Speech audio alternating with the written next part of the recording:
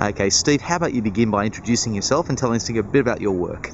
Yeah, my name's Steve McAlpine. I work at Providence Church in Perth, which is a church plant in the city of Perth, which runs according to missional communities and a gathering every month where we're trying to reach our neighbours and friends and work colleagues through low-key, long-term relational evangelism. And that's basically what we do. It's week by week, and I live out a bit further from that where we're trying to do another church plant. Well, the Geneva Push tries to service people all over the country, so give us a bit of an idea of what WA is working hard against. I mean, what are its particular struggles? Yeah, it does have a lot of money in Perth, which is both its blessing and its curse, because it is the boom town. So there's a fast-paced, fast-growth city where a lot of people don't have a lot of time for much else other than working hard and playing hard.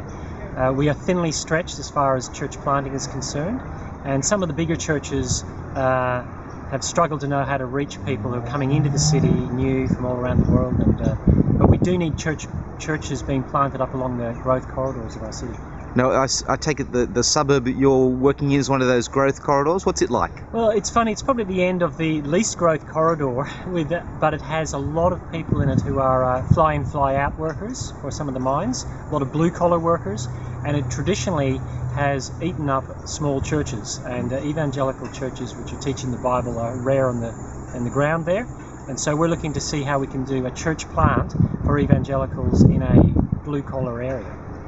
Well, listen, we've been at the Coaches Conference at the moment. This is the 2012 Coaching Conference. Are there particular things you've heard or you thought to yourself, that would actually work with our team, or ideas you'd like to put into play?